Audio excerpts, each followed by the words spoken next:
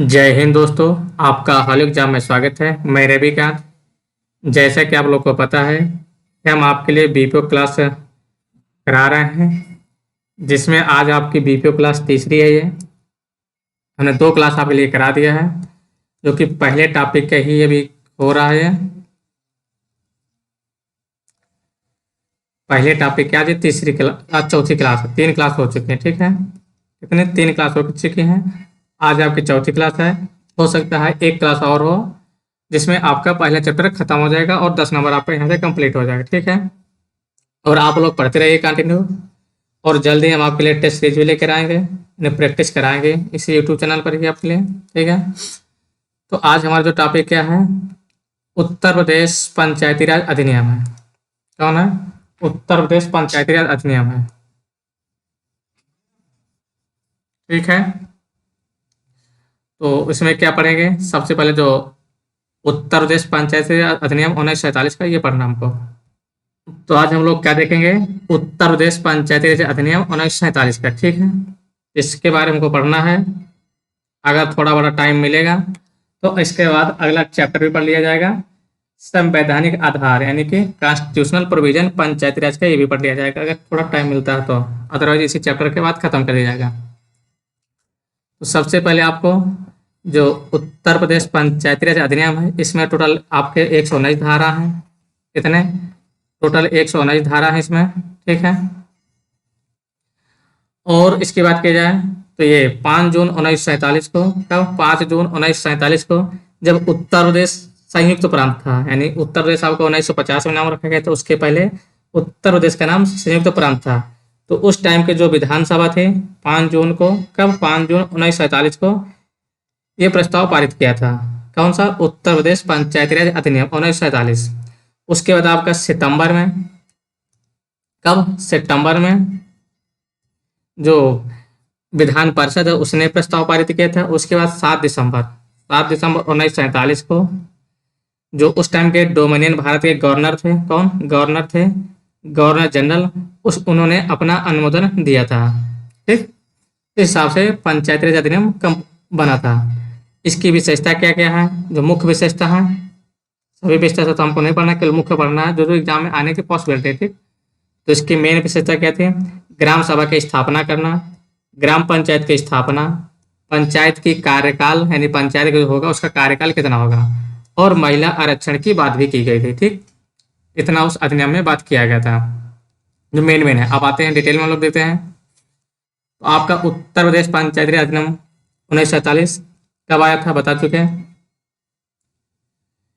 ये आपका 5 जून 1947 को, यानी कि संयुक्त प्रांत की विधानसभा में आया था, और सितंबर में आपके विधान परिषद में आया था, और 7 दिसंबर को फाइनली जो भारत के गवर्नर जनरल थे उनसे अनुमोदन प्राप्त हो चुका था। टोटल इसमें धारा कितने हैं? 119 धाराएं हैं। और इसका उद्देश्य क्या था लाने का? इसका उद्देश्य था स्थानीय स्वशासन सरकार के स्थापना और विकास था। क्या था? स्थानीय स्वशासन जो सरकार की स्थापना और उसका विकास के लिए लाया गया था, ठीक है। और नोट में क्या लिखा हुआ है, नोट देख लेते हैं। और आपने जब कॉन्स्टिट्यूशन बन के तैयार हुआ था तो उसमें भी आपका पंचायती राज अर्थात स्थानीय स्वशासन के बारे में आर्टिकल 40 में, किसमें? आर्टिकल 40 में ग्राम पंचायतों के गठन के प्रावधान की बात किया गया है। आर्टिकल आपका 40 कहाँ पर है? तो आर्टिकल आपका 40 डीपीएसपी में दिया हुआ है। कहाँ पर? डीपीएसपी पे, directive principle of state policy में दिया हुआ है, ठीक। वहां पर पंचायती गठन की बात की गई है।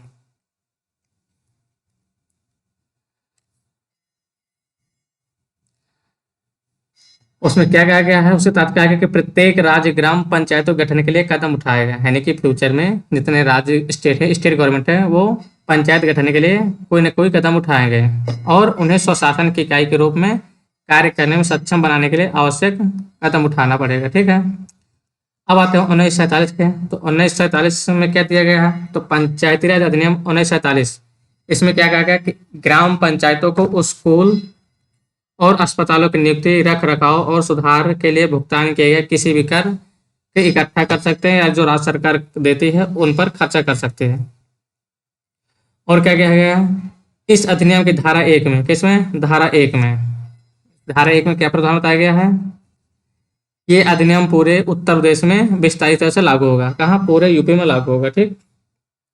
अब हम आते हैं अगला, उत्तर प्रदेश पंचायती राज अधिनियम के कुछ मुख्य विशेषता हैं। तो इसकी मुख्य विशेषता क्या थी, तो हमने अभी ऊपर देखा मुख्य विशेषता में। पहली विशेषता हमने क्या कहा था कि ग्राम सभा की स्थापना करना है। किसकी, ग्राम सभा की, क्योंकि ग्राम सभा होगी तभी वहां पर ग्राम पंचायत चुना जाएगा। तो जब कोई एरिया ही नहीं होगा, मान लेते हैं क्या है ये ग्राम सभा। ग्राम सभा में क्या होगी, लोग होंगे, फिर इस जो लोग होंगे इन्हीं से क्या है एक ग्राम पंचायत चुनी जाएगी। या तो हो सकता है 2-3 गांव को मिलाकर, अगर छोटे छोटे गांव हो तो उनसे 2-3 गांव को मिलाकर एक क्या बना जाएगी, ग्राम सभा बनाई जाएगी, उसमें ग्राम पंचायत चुना जाएगा। ठीक, तो ये क्या दिया है, यह अधिनियम उस गांव या गांव समूह के विकास के लिए एक ग्राम सभा गांव या गांव समूह की स्थापना का प्रावधान करते हैं। यानी एक गांव भी हो सकता है या कई गांव भी हो सकते हैं।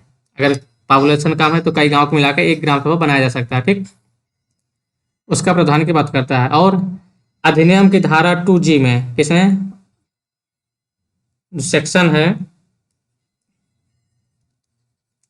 सेक्शन क्या, धारा 2G, उसमें क्या क्या है, ग्राम सभा को परिभाषित करती है और क्या कहती है, इसका मतलब यह है कि धारा 3 के तहत स्थापित एक निकाय है। क्या होगी, एक निकाय है जिसमें ग्राम पंचायत क्षेत्र के एक गांव से संबंधित निर्वाचक नामावली में पंजीकृत लोग शामिल होंगे। यानी कि जो ग्राम सभा होगी उसमें क्या होंगे, लोग होंगे, और लोग का क्या है, निर्वाचक नामावली में उनका नाम शामिल होगा। फिर क्या कहा गया है, भारत के संविधान की धारा 243B, यानी जो आपका आर्टिकल है कॉन्स्टिट्यूशन, इसमें कॉन्स्टिट्यूशन की बात कर आप। ठीक,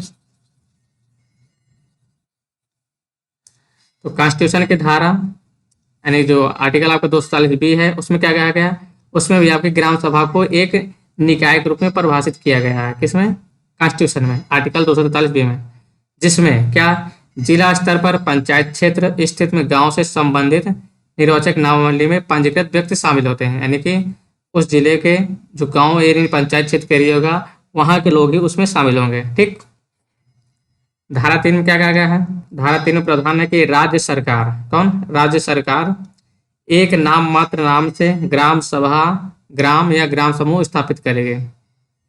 जो आपका ग्राम सभा होगा उसमें क्या एक कोई नाम रखा जाएगा, जैसे 3-4 गांव मिला के रखा गया तो उनका फिर एक कोई गांव का नाम रखा जाएगा। जैसे आपका जो ग्राम प्रधान एरिया होगा, आपको पता होगा, हो सकता है कि आपके ग्राम प्रधान एरिया में 3 गांव हो, 4 गांव हो, 5 गांव हो सकता है एक ही गांव हो। ठीक है, लेकिन अगर 3-4 गांव हो तो उनका भी एक क्या कॉमन नाम रख दिया जाएगा, या जो फेमस होगा उसका नाम रख दिया जाएगा, या जो को नाम डिसाइड किया जाएगा। ठीक है, तो वही कह रहा है कि राज्य सरकार एक नाम मात्र नाम से ग्राम सभा, ग्राम या ग्राम समूह स्थापित करेगी।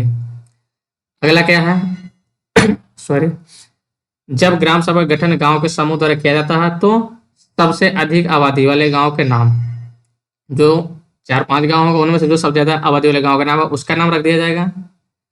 गांव का नाम ग्राम सभा कहा जाता था। ग्राम सभा की स्थापना का उद्देश्य क्या है, किसी गांव या ग्राम समूह का विकास करना है। क्या करना था, किसी गांव या ग्राम समूह के विकास का उद्देश्य की वजह से ये बनाए गए थे। ठीक, आगे आते हैं।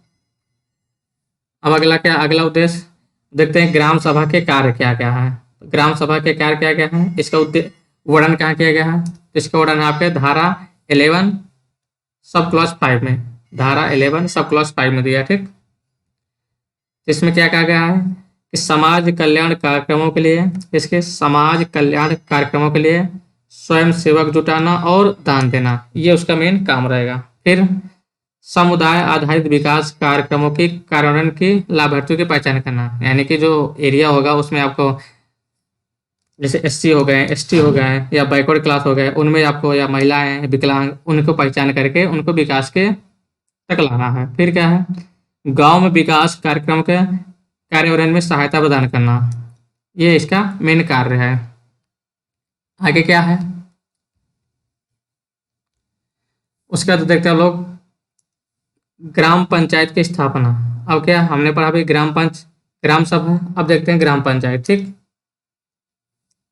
तो ग्राम सभा का हम लोग क्या कर दिया, गठन कर दिया, अब उसमें ग्राम पंचायत हो गया। यह कानून ग्राम पंचायत की स्थापना का प्रावधान करता है। कौन, पंचायती राज अधिनियम 1947 क्या है, ग्राम पंचायत की स्थापना की बात करती है। और यह अधिनियम धारा 2H किसमें, धारा 2H ग्राम पंचायत को परिभाषित करती है।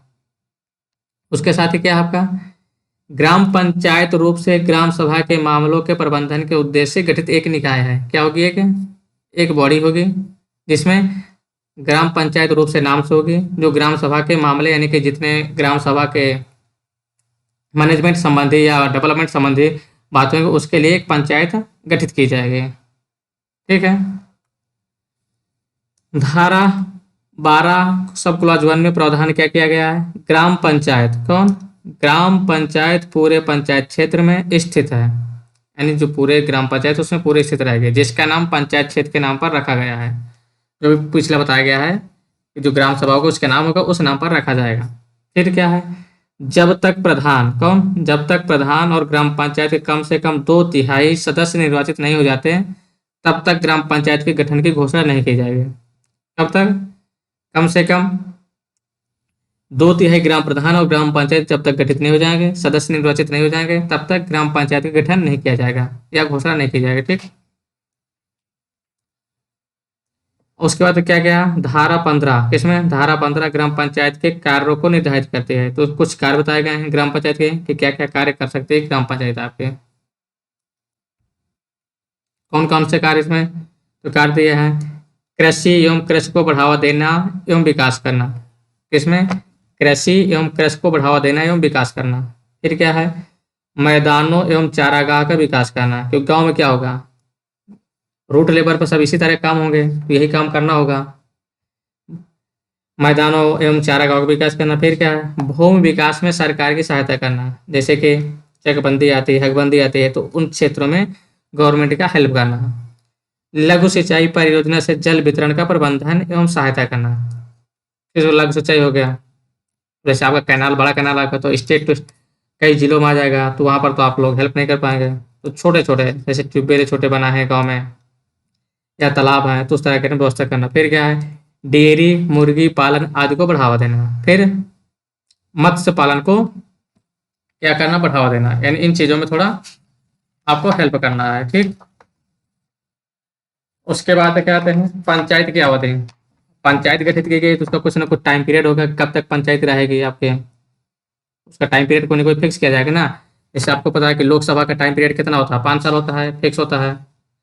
उसी तरह आपका विधानसभा का भी 5 साल आपका टाइम पीरियड फिक्स होता है।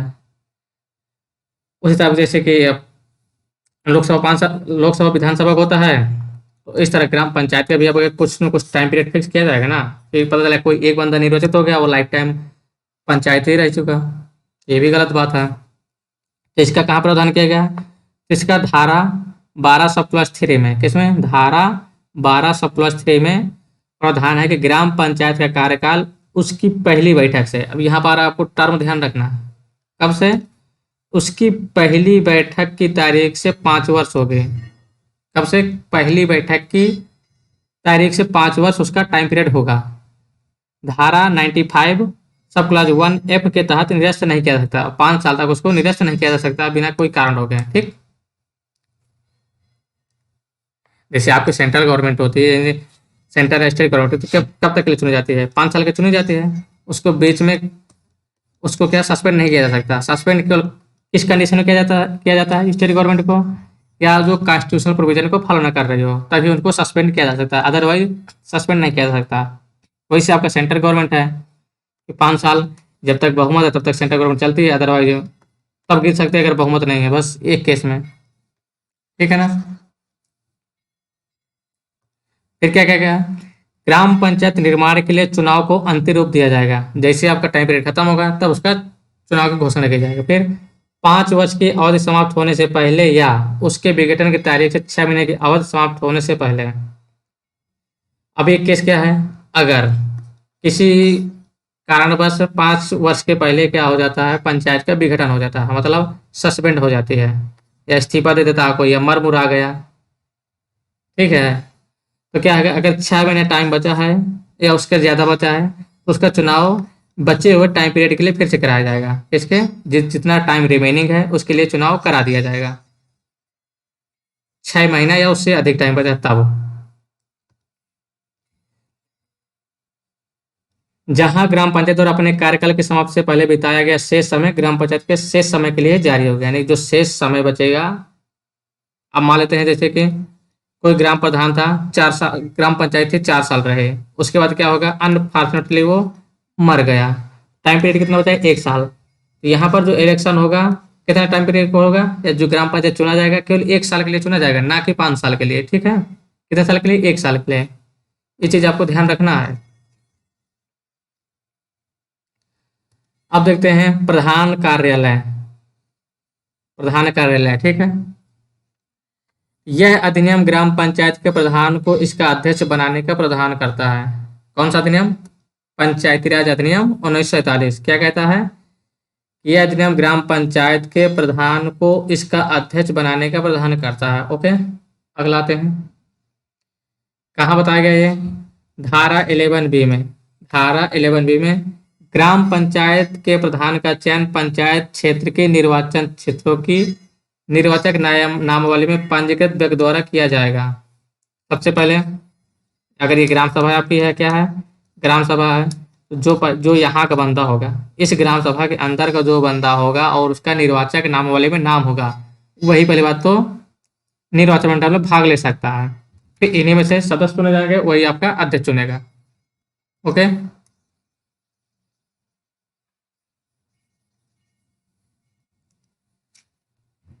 उसके बाद क्या है, ग्राम पंचायत के किसी भी आम चुनाव में, किसमें, ग्राम पंचायत के किसी भी आम चुनाव में प्रधान का चुनाव नहीं किया जाता, और ग्राम पंचायत के पूर्ण सदस्य के 2/3 से कम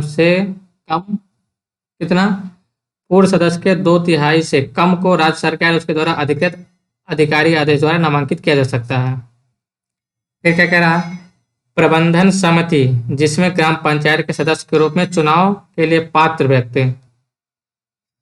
व्यक्तियों की उतनी संख्या शामिल होती है जितनी वो उचित समझे, और इसमें आपका एक प्रशासक होगा। कौन, एक निर्णय आया था, कौन सा, सफीउद्दीन बनाम एडीजी 1998। इसमें क्या कहा गया था, आरडी 109। इसमें यह कहा गया था कि चुनाव के प्रावधान, यानी तर्क दिया गया था क्या, कि प्रावधान के चुनाव पर इस आधार पर सवाल उठाया जा सकता है, यानी इलेक्शन हो रहा है तो उसमें जैसे क्या है, कॉन्स्टिट्यूशन दिया गया है कि चुनाव में कोई भी हस्तक्षेप क्या है, जुडिशरी नहीं करेगी, न्यायालय हस्तक्षेप नहीं करेगा। लेकिन किस केस में हस्तक्षेप कर सकती है, कि कोई कैंडिडेट अपना फर्जी दस्तावेज लगाकर चुनाव लड़ता है तो उस पर सवाल किया जा सकता है। वही कह रहा है, यह तर्क दिया गया था कि प्रावधान के चुनाव पर इस आधार पर सवाल उठाया जा सकता है, किस आधार पर, कि उम्मीदवार ने सीट के लिए एक फर्जी दस्तावेज पेश नहीं किया। अगर फर्जी दस्तावेज पेश किया है तो उस पर कोर्ट केस किया जा सकता है, ठीक, और उस पर सवाल उठाया जा सकता है, उसका कैंसिल भी किया जा सकता है अगर फर्जी पाया जाता है तो। धारा 11B सब क्लास 6 में प्रधान के पद का कार्यकाल ग्राम पंचायत के कार्यकाल के साथ मेल खाएगा, यानी जो ग्राम पंचायत काल होगा वही ग्राम प्रधान का कार्यकाल होगा। जैसे लोकसभा का जो कार्यकाल होता है वही क्या है, किसका कार्यकाल होगा, प्रधानमंत्री कार्यकाल होगा। जैसे लोकसभा भंग वैसे प्रधानमंत्री भंग, ठीक। फिर नया लोकसभा चुनाव होगा, नया लोकसभा इलेक्ट होगी, उसमें नया प्रधानमंत्री चुना जाएगा। हो सकता है पुराना ही रहे, वो मैटर अलग की बात है। और क्या कहा गया, प्रधान या ग्राम पंचायत के अन्य सदस्यों को निर्धारित समान लाभ प्राप्त होंगे। किसको, प्रधान और ग्राम पंचायत के अन्य सदस्य को भी सेम लाभ प्राप्त होंगे। यह अधिनियम अनुसूचित जाति, अनुसूचित जनजाति और पिछड़े वर्ग के लिए प्रधान के पदों को आरक्षण का भी प्रावधान करता है, यानी कि SC, ST एंड बैकवर्ड, किसके लिए, बैकवर्ड के लिए भी आरक्षण का प्रावधान करता है। और क्या अगला टर्म, महिलाओं के लिए आरक्षण, तो इसमें महिलाओं के भी आरक्षण की बात की गई थी। क्या की गई थी बात महिलाओं के लिए, धारा 11A सब क्लास 4 में प्रावधान किया गया था। उपधारा 3 के तहत प्रधान के आरक्षित पदों की संख्या सहित प्रधानों के कार्यालयों की संख्या का 1/3 से कम नहीं, अर्थात 1/3 आरक्षण प्रधान ग्राम पंचायत में होगा महिलाओं का भी। कितना, 1/3, कम से कम इतना होना चाहिए। और स्टेट चाहे तो ज़्यादा भी कर सकते हैं, जैसे कि आप लोग को पता होगा कि बिहार में महिलाओं का आरक्षण कितना है, 50% है। कितना है, 50% है। ठीक, तो अभी टाइम बचा हुआ, तो अगले एक टॉपिक कर लेते हैं थोड़ा, जहाँ तक हो जाता है। ठीक है, क्योंकि हमारी क्लास आपको पता है लगभग लगभग 30 मिनट की डेली होती है। डेली नहीं, 1 डे छोड़ के। कितना, एक दिन छोड़ के एक दिन आपको 30 मिनट की क्लास मिलती है। ठीक है, और आप लोग के लिए पीडीएफ भी प्रोवाइड कराई जा रही है। तो पीडीएफ के लिए आपको टेलीग्राम चैनल ज्वाइन करना पड़ेगा, तभी आपको पीडीएफ मिल पाएगा। टेलीग्राम लिंक आपको कमेंट में मिल जाएगा। आप टेलीग्राम चैनल ज्वाइन कर लीजिएगा, आपको पूरी पीडीएफ, आपको हैंड रिटन या पीडीएफ जो टाइपिंग पीडीएफ हो आपको अवेलेबल करा दी जाएगा। ठीक है, और आप लोग क्लास को शेयर कर दीजिए करिए, और लाइक सब्सक्राइब जरूर कर लीजिएगा। ठीक है, अब हम लोग आ जाते हैं पंचायती राज व्यवस्था का संवैधानिक आधार, कॉन्स्टिट्यूशनल प्रोविजन। क्योंकि आपको अभी हमने बताया था, तो कमेटी पढ़ाए थे आपको, तब उसमें बताए थे कि इसका कॉन्स्टिट्यूशन प्रोविजन भी दे दिया गया है। ठीक है, तो आते हैं किस पर,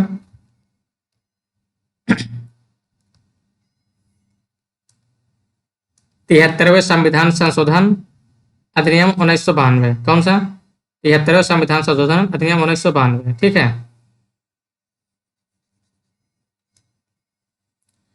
तो ये आपका 11वीं अनुसूची में शामिल किया गया है। किसमें, 11वीं अनुसूची, संविधान के 11वीं अनुसूची में शामिल किया गया है।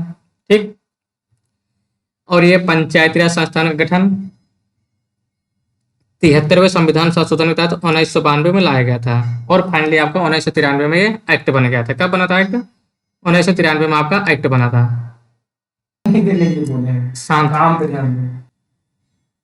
उसके बाद, और इसमें जो अभी यहाँ पर थोड़ा हाईलाइटेड दिया हुआ। ठीक है, तो इसमें आपको महिलाओं का भी आरक्षण की बात की गई है, टोटल का 1/3 का। ठीक है, और 11वें टोटल जो ग्राम पंचायत के टोटल कार्य कितने हैं, 29 कार्य दिए गए हैं। कितने, टोटल 29 कार्य के बारे में बात की गई है। और जो भारत का वर्तमान पंचायती राज व्यवस्था इसी 73वें संविधान संशोधन अधिनियम 1992 के तहत लागू है। किसके तहत, जो 73वां संविधान संशोधन किया गया था, कौन सा, 73rd संविधान संशोधन किया गया था, उसी अधिनियम के तहत जो करंट टाइम में पंचायती राज व्यवस्था पूरे भारत में लागू, इसी के तहत चालू है। ठीक है, और क्या बात की है इसमें, ये 73वां संविधान संशोधन अधिनियम 1992 द्वारा संविधान के भाग 9 जोड़ा गया था। कौन सा भाग जोड़ा गया था, पार्ट 9 जोड़ा गया था। ठीक है, और यह अधिनियम 24 अप्रैल 1993, कब, 24 अप्रैल 1993 से प्रभावी हुआ था। कब हुआ था, 24 अप्रैल 1993 से लागू हुआ था, और 24 अप्रैल को ही पंचायती राज दिवस भी मनाया जाता है। ये आप लोग ध्यान रखिएगा, कब मनाया जाता है पंचायती दिवस। क्वेश्चन पूछ सकता है आपसे कि पंचायती राज दिवस कब मनाया, क्या बताएंगे आप लोग, 24 अप्रैल। ठीक है, तो ये भूलिए कि नहीं आप लोग। और यह इसी प्रोविजन से ही आपको कॉन्स्टिट्यूशनल यानी संवैधानिक दर्जा इसको प्राप्त हो गया था, पंचायती राज को। अब इसके आते हैं हम डिटेल प्रावधान पर। ठीक है, तो सबसे पहले आते हैं हम लोग पंचायती राज का संवैधानिकरण, कैसे हुआ, क्या हुआ, कब हुआ। ठीक, तो स्टार्ट कहाँ से हुआ था, सबसे पहले ये देखते हैं। तो सबसे पहले राजीव गांधी ने प्रयास किया था। कब, राजीव गांधी ने प्रयास किया था 1989 में, ये पीछे हम बता चुके थे। 1989 में 64 संविधान संशोधन लेके आए थे एक्ट, लेकिन वो लोकसभा में पास हुआ था, राज्यसभा में पास नहीं हो पाया था, राज्यसभा में गिर गया था, जिसकी वजह से ये कॉन्स्टिट्यूशन प्रोविजन इसको नहीं मिल पाया था पंचायती राज को। ठीक है, फिर इसको बीपी सिंह की सरकार ने, कौन, बीपी सिंह सरकार पंचायती राज अधिनियम को लेकर आती है। किसका, संविधान संशोधन विधेयक लेकर आती है, लेकिन अनफॉर्चुनेटली बीपी सिंह की सरकार गिर जाती है। ये भी क्या है, ये विधेयक क्या हो जाता है, लैप्स हो जाता है। क्या हो जाता है, सरकार गिरने के से विधेयक क्या हो जाता है, समाप्त हो जाता है। तो जब लोकसभा भंग हो जाती है, क्या हो जाती है, लोकसभा अगर भंग हो जाती है तो कोई भी विधेयक लाया जाता है लोकसभा में, अगर लोकसभा में ही पड़ा हुआ है तो क्या हो जाएगा, भंग हो जाएगा। ठीक है, और लोकसभा से जब तक राष्ट्रपति की मुहर नहीं लग जाएगी तब तक अगर लोकसभा से बिल पड़ा हुआ पेंडिंग और सरकार गिर जाती है लोकसभा से, तो क्या है, आपका वो विधेयक लक्ष्य कर जाएगा, मतलब निरस्त हो जाएगा। फिर फाइनली आती है नरसिम्हा सरकार। किसकी गवर्नमेंट आती है? नरसिम्हा गवर्नमेंट आती है।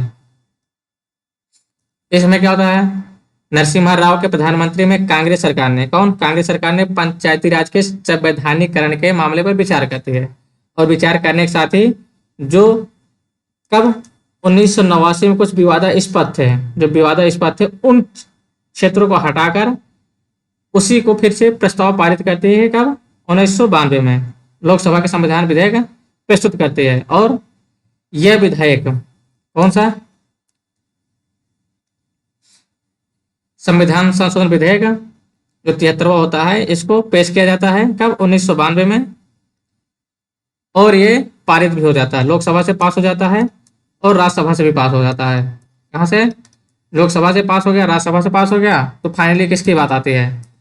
प्रेसिडेंट की बात आती है। तो जिसकी सरकार बहुमत में है तो प्रेसिडेंट साइन कर ही देते हैं। ये फाइनली क्या है, पंचायती राज एक्ट बन गया। क्या बन गया? पंचायती राज एक्ट बन गया ये। तो आपसे क्वेश्चन पूछ सकता है कि किस संविधान संशोधन के तहत पंचायती राज अधिनियम एक्ट बना था? किससे बना था ये? 73rd। कब हुआ था संविधान संशोधन? 1992 में हुआ था। आपका ये क्वेश्चन जो पूछ रहा है वो चीज हम हाईलाइट कर दे रहे हैं। 1992 अधिनियम आया था, फाइनली 1993 में क्या हो गया था, लागू हो गया था। ठीक है,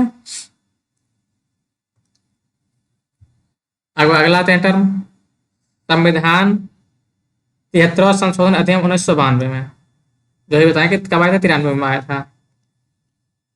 तो संसद में संवैधानिक विधेयक पारित करवाने के लिए अनेक प्रयासों के बाद 73वां संविधान संशोधन अधिनियम 1992 अंतिम रूप से पारित हुआ और 24 अप्रैल 1993 को लागू हो गया। कब हो गया? 24 अप्रैल को उसको लागू कर दिया। यानी कि 24 अप्रैल को जब प्रेसिडेंट साइन कर देते हैं तो उसी दिन से क्या मान लिया जाता है, उसको लागू मान लिया जाता है, यानी तो एक्ट बन गया। 24 तारीख को प्रेसिडेंट ने साइन कर दिया, उस दिन क्या बन गया, एक्ट बन गया। ठीक, और इसके जो मेनली दो पार्ट हैं, जो पंचायती राज ये है, इसके मेनली दो पार्ट है, दो पार्टों में किया गया। किसमें? एक इसको जो 1992 को उपबंध है, इसको मोटे तौर पर दो भागों में डिवाइड किया सकता है। किस भाग में? एक आदेशात्मक, एक स्वविवेकी उपबंध के रूप में इसको डिवाइड किया जा सकता है। आदेशात्मक कैसे है और स्वविवेकी कैसे है वो आगे हम डिसाइड करेंगे या डिफाइन करेंगे। ठीक, देख लेते हैं हम लोग कि इसको हम लोग आदेशात्मक कैसे कहते हैं और स्वविवेकी कैसे कहते हैं। ठीक है, तो सबसे पहले आते हैं ए, तो ग्राम स्तर पर ग्राम सभा स्थापित करना जिसमें पंचायत के क्षेत्र के अंतर्गत आने वाले गांव से संबंधित निर्वाचक नामावली में पंजीकृत लोग शामिल होंगे। ठीक, अभी जो हमने क्या पढ़ा था, यही अभी हम लोगों ने कहाँ पढ़ा था, ये एक चीज उत्तर प्रदेश पंचायती राज अधिनियम 1947 पढ़े थे, वही चीज पढ़े थे सेम। अगला क्या कह रहा है हमारा, सबसे पहले तो कह रहा है आपका ग्राम स्तर पर ग्राम सभा स्थापित करना, तो ग्राम सभा होगी तभी ग्राम पंचायत गठन होगा और उस क्षेत्र में जितने होंगे उनका एक निर्वाचक नाम बोले पंजीकृत किया जाएगा सब लोगों के नाम। फिर क्या है, क्या क्या कहता है कि 20 लाख से कम जनसंख्या वाले राज्य को छोड़कर, यानी कि कुछ राज्य ऐसे जिनकी पॉपुलेशन 20 लाख से कम है, तो अगर 20 लाख से पॉपुलेशन कम है तो उन राज्यों में त्रिस्तरीय की जगह दो स्तरीय पंचायत को लागू किया जा सकता है। तो ये कह रहा है राज्यों को छोड़कर सभी राज्यों एवं संघ शासित क्षेत्रों में गांव, मध्यवर्ती एवं जिला स्तरों पर पंचायती राज को 3 स्तरीय प्रणाली की स्थापना की जाएगी, यानी कि 3 स्तरीय पंचायती राज प्रणाली होगी। ठीक है, अगला क्या कहेगा, पंचायत में सभी स्तरों पर संबंधित प्रादेशिक चुनाव क्षेत्र से प्रत्यक्ष चुनाव द्वारा चुने गए लोग शामिल होंगे, यानी कि ग्राम प्रधान का चुनाव आपका प्रत्यक्ष होगा, सदस्य का चुनाव प्रत्यक्ष होगा। जैसे आप लोग को पता होगा ग्राम का प्रधान का चुनाव प्रत्यक्ष होता है, जिला पंचायत का चुनाव प्रत्यक्ष होता है, बीडीओ का चुनाव क्या होता है, प्रत्यक्ष होता है। उसका जिला पंचायत आपका अध्यक्ष चुनते हैं, बीडीओ आपका ब्लॉक प्रमुख चुनता है। ठीक है,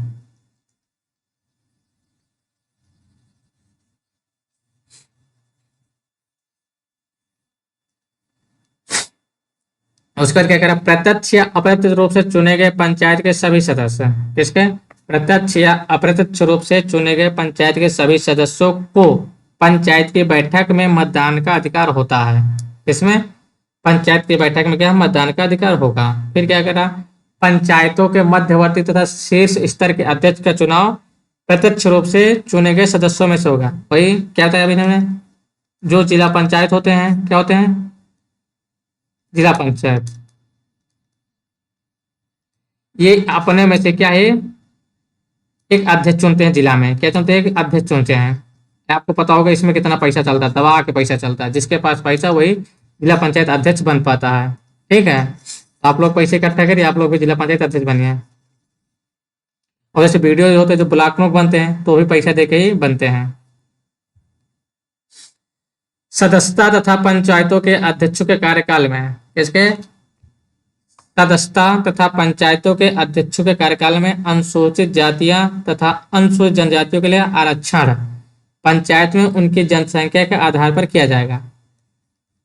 जो 73rd आपका कॉन्स्टिट्यूशन अमेंडमेंट था, कॉन्स्टिट्यूशन अमेंडमेंट, इसमें क्या है, एससी और एसटी के रिजर्वेशन की भी बात कही गई थी, उनके पॉपुलेशन के अनुपात के आधार पर। ये किस आर्टिकल में दिया गया है, ये आपका आर्टिकल 243 डी में बात की गई। किसमें, आर्टिकल 243 डी में इसकी बात की गई रिजर्वेशन के, एससी एसटी की। ठीक, अगला आता है, उसके साथ क्या कहा गया कि सभी स्तरों के पंचायत का कार्यकाल 5 वर्ष होगा। कितने का टाइम होगा, टाइम पीरियड 5 वर्ष के लिए कार्यकाल होगा।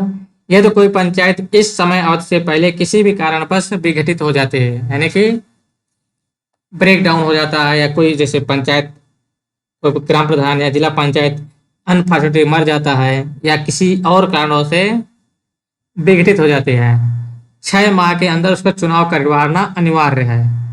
6 महीने के भीतर चुनाव करवाना आवश्यक है, ये आपके कॉन्स्टिट्यूशन प्रोविजन में दिया गया है। उसके बाद क्या है, अधिनियम के प्रारंभ होने से 1 वर्ष की अवधि के अंदर, क्या अधिनियम के प्रारंभ होने के 1 वर्ष के अवधि के अंदर राज्य वित्त आयोग का गठन किया जाएगा। किसका, राज्य वित्त आयोग का गठन करना भी जरूरी है। ठीक है, इसका राज्य वित्त आयोग का गठन करना जरूरी है। तथा उसके पश्चात संविधान के अनुच्छेद 280 की उपधारा, जब कॉन्स्टिट्यूशन है उसे कौन सा, अनुच्छेद 280 से के धारा के उपधारा खाक में जोड़ी गई थी, क्या, इसी गठन के लिए। और उपधारा के अनुसार केंद्रीय वित्त आयोग, सेंट्रल वित्त आयोग है, सेंट्रल फाइनेंस कमीशन, केंद्रीय वित्त आयोग राज्य सरकार के वित्त आयोग द्वारा दी गई सिफारिशों के आधार पर राज्य में पंचायत के संसाधनों की आपूर्ति करने के लिए राज्य के संचित निधि से, कहां से, राज्य के संचित निधि में वृद्धि करने के लिए आवश्यक उपाय की सिफारिश अध्यक्ष से करेगा। मतलब क्या है, जो पंचायती राज मिनिस्ट्री होता है उसमें वही पैसा घटाता बढ़ाता है, कितना पैसा देना है कितना नहीं, तो वो कहाँ से, संचित निधि से पैसा घटा बढ़ा भी सकते हैं। ठीक, कहाँ से, संचित निधि से। पंचायतों के चुनाव करवाने, आपको ये भी पता होगा, चुनाव कराने के लिए कोई इलेक्शन एक बॉडी होना चाहिए। जैसे कि सेंटर में क्या है, इलेक्शन कमीशन है, इलेक्शन कमीशन होता है, election commission of India Lok Sabha Rajya Sabha चुनाव करता है। वैसे पंचायतों के चुनाव के लिए भी कोई इलेक्शन कमीशन होता है ना, तो इसमें क्या है, स्टेट इलेक्शन कमीशन बनाया जाएगा। कौन बनाया जाएगा, एक स्टेट इलेक्शन कमीशन बनाया जाएगा, यानी पंचायत के चुनाव कराने, निर्वाचक नामावली तैयार करने के, यानी वोटर लिस्ट तैयार करने के लिए, पर्यवेक्षण उनके देखरेख के लिए, निर्देशन एवं नियंत्रण के लिए राज्य चुनाव आयोग का गठन किया जाएगा। किसके लिए, स्टेट इलेक्शन कमीशन का गठन किया जाएगा। फिर क्या है, यह अधिनियम संविधान के अनुच्छेद 244, इसका 244 धारा के इसमें फर्स्ट में निर्दिष्ट अनुसूचित क्षेत्रों तथा धारा 2 में निर्दिष्ट जनजाति क्षेत्रों में लागू नहीं होगा। यानी कि जो SC ST एरियाज हैं, जो ट्राइबल एरिया है, वहां पर ये धारा आपका लागू नहीं होगा। कौन सा, उस विधेयक 73वां संविधान संशोधन लागू किया गया था वो इन क्षेत्रों में लागू नहीं होगा। उसके लिए ही पेशा एक्ट लाया गया था। कौन सा, पेशा एक्ट 1996 ये लाया गया था। पेशा हम लोग आगे पढ़ेंगे। ठीक, तो वहां पर पेशा लाया गया था SC के लिए। ठीक है ना, क्या कह रहा है, यह अधिनियम संविधान के अनुच्छेद 244 के तहत, किसके तहत, अनुच्छेद आपके 244 के तहत आपसे पूछ सकता है कि किस अनुच्छेद के तहत निर्दिष्ट अनुसूचित क्षेत्रों तथा निर्दिष्ट जनजाति क्षेत्रों में लागू नहीं किया जाता। क्या बताएंगे हम लोग? अनुच्छेद 244 की धारा फर्स्ट एंड सेकंड के तहत लागू नहीं किया जाएगा। ओके, अब आते हैं हम लोग स्वविवेकी उपबंध। स्वविवेकी उपबंध क्या है इसके? तो स्वविवेकी उपबंध देखकर आज की क्लास यहीं पर दाइंड कर दिया जाएगा। ठीक है, उसके बाद अगली क्लास कल होगी और कल आपका ये चैप्टर खत्म भी हो जाएगा। उसके बाद हम लोग आएंगे नए टॉपिक पर। नया टॉपिक मतलब ये आपका पहले टॉपिक खत्म हो जाएगा 10 नंबर का, हम उसके बाद हमारा दूसरा टॉपिक स्टार्ट होगा। और आप लोग को 65 नंबर की कोई टेंशन लेने की जरूरत नहीं है। 65 नंबर हम आपको पूरी तरह से कंप्लीट कराएंगे और अच्छे से तैयारी भी कराएंगे और आपको क्वेश्चन भी कराया जाएगा। एक बार थ्योरी खत्म हो जाए उसके बाद आपको क्वेश्चन कराया जाएगा। ठीक है, अब इसके देखते हैं स्वविवेकी उपबंध क्या है। मतलब स्वविवेक से कुछ काम क्या करना, अपने विवेक से करने क्या करने हैं। क्योंकि पंचायती राज संस्थाओं का विषय राज्य सूची के अधिकार में है, तो क्या किया गया था, ये पंचायती राज जो है ये स्टेट लिस्ट में डाल दिया गया था। इसमें डाला गया था स्टेट लिस्ट में। इसमें क्या गया था 73वां संविधान संशोधन अधिनियम द्वारा राज्य को पंचायतों के लिए शक्तियां, कार्य अधिकार, वित्त आदि का हस्तांतरण, स्वविवेकी शक्तियां प्रदान की गई हैं। ठीक है, मतलब क्या गया, जो गांव में पंचायत गठन होगा वो राज्य पर छोड़ दिया गया था कि राज्य अपने हिसाब से लागू कर दें, लेकिन कॉन्स्टिट्यूशन प्रोविजन बाइंड कर दिया गया था करना ही है। अब उसको वित्त कितना देना है वो अपने हिसाब से करेंगे, कार्य क्या कराना है वो अपने हिसाब से डिसाइड करेंगे, जिसमें से 29 कार्य डिसाइड कर दिया था सेंट्रल गवर्नमेंट में। ठीक, तो देखते हैं इसके बाद। तो इस नियम के अंतर्गत निम्नलिखित समर्थक प्रावधान दिए गए हैं। क्या क्या प्रावधान दिए गए थे? इसमें पहला प्रावधान दिया गया था ग्राम सभा की शक्ति एवं कार्य दिया गया था। क्या? ग्राम सभा की शक्ति एवं कार्य। फिर उसके बाद मध्यवर्ती स्तर पर पंचायतों में पंचायत के अध्यक्षों एवं जिला स्तर पर पंचायतों मध्य स्तरों पर पंचायत के अध्यक्ष के लिए सदस्यता। 3 स्तर पर था, गांव के स्तर पर, खंड के स्तर पर और जिला स्तर पर। इन तीनों स्तर पर चुनाव कराना है। उसको देखने से एक अध्यक्ष होता था जो आपका खंड और जिला स्तर पर होता था, यानी मध्य स्तर और जिला स्तर। फिर क्या आपका मध्यवर्ती एवं जिला स्तरों पर संसद सदस्य, विधानसभा सदस्य एवं विधान परिषद के सदस्य की सदस्यता भी रहेगी। अगला क्या है ग्राम पंचायत स्तर पर अध्यक्ष का चुनाव का माध्यम पंचायती राज प्रणाली अर्थात पंचायती राज इंस्टीट्यूशन PRI सिस्टम PRIS की विभिन्न श्रेणियों पर सदस्यता के साथ साथ अध्यक्षता के लिए नागरिकों के पिछड़े वर्गों के पक्ष में सीटों का आरक्षण, SC ST OBC या महिलाओं के लिए आरक्षण की बात की जाएगी। पंचायतों के निहित शक्तियां प्राधिकरण एवं उत्तरदायित्व देना जो उनके लिए स्वशासन के प्रभावी संस्थाओं के रूप में कार्य करने के लिए अनिवार्य हो। यानी कि क्या है उनको उत्तरदायित्व सौंप दिया जाए कि अपने हिसाब से कार्य स्वशासन के लिए करते रहें। और साथ में क्या क्या कहते हैं निम्नलिखित के संदर्भ में उपयुक्त स्तरों पर पंचायतों को शक्तियां एवं उत्तरदायित्व का हस्तांतरण का भी प्रावधान किया गया था। जो क्या है पावर का हस्तांतरण की भी प्रावधान किया गया है। जैसे आर्थिक विकास, सामाजिक न्याय के लिए योजना तैयार करना।